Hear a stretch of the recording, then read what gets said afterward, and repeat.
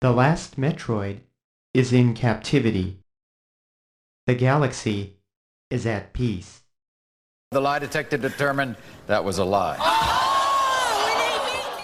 Hello and welcome back to Afterglow episode 73, and this is going to be a tricky one for me because I'm not entirely sure that I'm going to be able to give this game the proper credit that it honestly deserves. That's right, it is Super Metroid for the Super Nintendo, easily one of the best games not only for the Super Nintendo but just in general. But unfortunately, I never beat it as a kid. I did eventually beat it as an adult, but this one for me was a tricky one to get into. And I knew it was something special, but it took me a while to actually get into it for some reason. I can't really explain why, but I'm going to try to after our music break.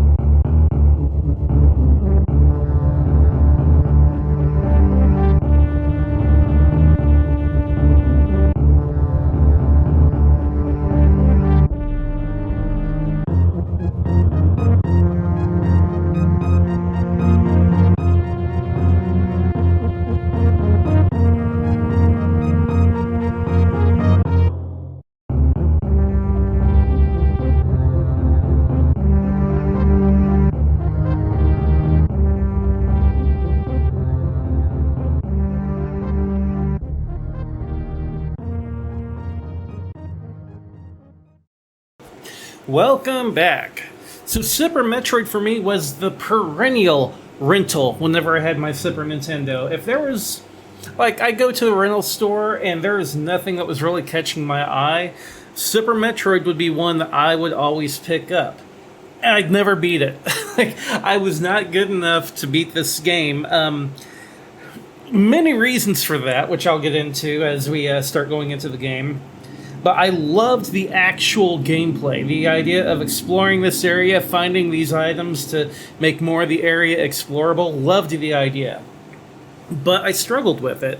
One of the big things I struggled with is that there is a section fairly early on in the game, I want to say within the first 2 or 3 hours, well, if you're playing it like a normal person, not speedrunning it, but within the first 2 or 3 hours for me, there's an area I couldn't get past no matter what, and I couldn't backtrack out. That's because this game has a run button, and I had no clue about the run button, so I would continually fall through this floor and not be able to get past. I tried to backtrack, and there's gates down, and I was just stuck. And I thought that was just an area of the game that, I'm stuck there. I have to restart from a different save point. But no, there's a run button, you can just run past. So that made me feel incredibly foolish whenever I was playing this game. I ended up getting a bit further once I remembered that there was a run button. And really got into it. Took down a few of the bosses. I could always take down, I believe it was Kraid. Got used to just, finding him, tearing him apart. And then, I want to say the other guy, he had like tiny little versions of himself that would come into the map, and you had to kind of like electrocute him. I could get past him. But then I would continually get lost. So, that was my main experience with the game. However, I did in a funny way beat this game as a kid. Although not legitimately. And I'm not talking a Game Genie for once. Because I rented this game all the time, there would be other people saving their game on it. People that were apparently significantly better at this game than I was. And some guy had a game save like pretty well at the end of the game. So I managed to beat Mother Brain after some experimentation. And escape and beat the game that way. So I don't know if that's a legitimate way of beating the game. I could beat like the first half before I would get stuck as a kid, but then thanks to this one guy and his game save file, I did see the ending of the game. Maybe that's cheating, I don't know. But this game had a commercial that I do remember. The commercial did stand out to me a little bit, and at first I'd forgotten about it until I started doing a little bit of research for this episode, but whenever I found it on YouTube, I'm like, oh god, I remember that. Like, they bring in the big Rottweiler into the room with the game, and then I guess the Rottweiler plays the game, and he comes out like this little chihuahua. That's to show, like, how scary this game is. Which, it's an entertaining commercial, so if you want, let's stop and let's listen to that commercial right now. Before Nintendo came out with Super Metroid, we wanted to make sure it was the most intense Metroid battle ever. So we thought we'd see how Killer here would fare against it. Ready, boy? That's 24 megs worth of weapons, worlds, and weirdos old Killer's up against. Nintendo's biggest game ever. He's a big boy. He can handle it. Well, let's see how he did. Ship it! Super Metroid, only on the Super NES. But yeah, for some reason, I had totally forgotten about that commercial until I had watched it again on YouTube. Like, oh god, okay, I do remember that. So, outside of that, this is a game I did emulate a little bit, but never really got really deep into again until the Wii Virtual Console. This was a pretty early release for the Wii Virtual Console. I'm like, I want to beat it. I want to beat it legitimately. I want to do it right. So, even though I used a guide, I did run through and I failed to beat the game. I don't know what happened, to be honest. I guess other games got my attention, but I got further in the game than I used to be able to, because of course at this point the internet's a huge thing. I'm using a guide and whatnot, but I still failed to beat it. So later down the road, I began this podcast, and Super Metroid comes up. I want to beat it. So finally, I have done a run-through using a guide. Yes, I did kind of cheese it by using a guide, but I did beat the game front to back. I don't know how legitimate you'd call it since I did use a guide, but the game has finally been beaten. And yeah, I absolutely love Metroidvania-style games. Symphony of the Night, of course, was really the first one that I really dug my claws into. But going back to this one, it's incredible, especially for its time. Like, there's so much depth, everything looks so good. Like, the way that the graphics are drawn, just the way that you can kind of see the light reflecting off Samus, just the fact that her stationary sprite has a breathing motion, which is so cool. This game just has so much detail. It is a beautiful title for the Super Nintendo that I can't gush enough over, let alone the fact that it's designed really immaculately. There are certain parts that I feel might be a little too obtuse for a normal playthrough to actually kind of pick up on. Certain items seem to be incredibly well hidden unless you already know where they're at. But that being said, for its time, an amazing game, and still an amazing game to this day. Now, for me, I lean more towards Metroid Fusion as my favorite Metroid title, but I would easily put this in as my number 2, with Zero Mission being my number 3. Of course, the NES Metroid for its time was really cool, however, I feel like it is almost become antiquated. If you want to play that one, play Zero Mission. For the love of God, just play Zero Mission. It is a significantly improved version, in my opinion. But, not taking away from what it did, it was definitely a wild title for its time. And Super Metroid just perfected that formula, in my opinion, as good as they could do until we finally got to Fusion, where yeah, it was a bit handholdy, but it was just the right amount of handholding, in my opinion. Like, Super Metroid doesn't really hold your hand enough. It just kind of drops you in and you're like, hey, good luck. But Fusion holds your hands just enough to where you can get through with enough extra hidden goodies and whatnot to keep you hunting. Super Metroid, you'll definitely be hunting. One other thing before I wrap up would be there are moves in Super Metroid I struggled with. The wall jump is a big one. You go to like a corridor where you see these animals doing it, but your timing has to be like spot on. It's incredibly tricky to do unless you know what's going on. Same thing with the Shine Spark stuff, in my opinion. It'll cost you a whole energy tank if you ram your head against the ceiling or something. And it's just, to me, it's tricky to get right to aim it where you want.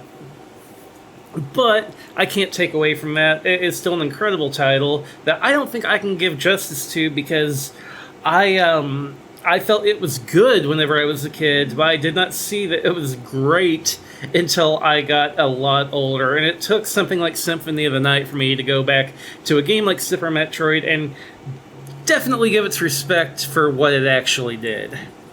But that is enough of me rambling about Super Metroid. We're going to listen to a little bit more music, a little bit more of a funky track from it that I really, really like before we run the credits.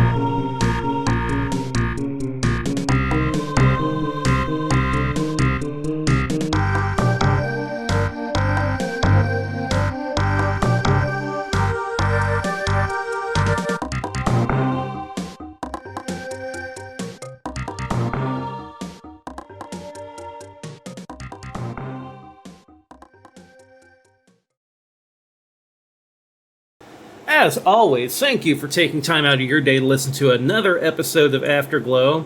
I'll probably have a few more of the bite-sized episodes before we bring in another special guest, hopefully in the future, to tackle on another longer one. I love bringing on the guests. I feel like they're almost better episodes than me by myself, although I also like doing the bite-sized episodes where it's like, you know what, you can listen to some memories about a game, jam up to some music from it, and either listen to more episodes or listen to something else. I do like the fact that the show's kind of become this combination thing where there's shorter ones and longer ones. You can just kind of take your pick as to what you want to listen to. So if you want to support the store... Support the store? I wish there was a store, but no, if you'd like to support the show just a little bit more, be sure to check out the links below where you can go to our Discord and talk to a few other listeners of the show. There's also a Patreon link if you'd like to donate $1 a month to get a shout out at the end of every episode. And while you're there, there's more links down there. Check out friends of the show like Retro Gaming Roundup, like the Lost and Gone podcast, and like Secret Levels. Be sure to check all of them out if you're looking for stuff to listen to. They are all very entertaining and worth your time to listen to. As far as Afterglow, our show logo is done by Mr. TobyVonDoom from Secret Levels, and the intro and outro music is done by Grim from the Lost and Gone podcast. Once more, thank you for listening to Afterglow, and I hope you'll tune back in for the next episode.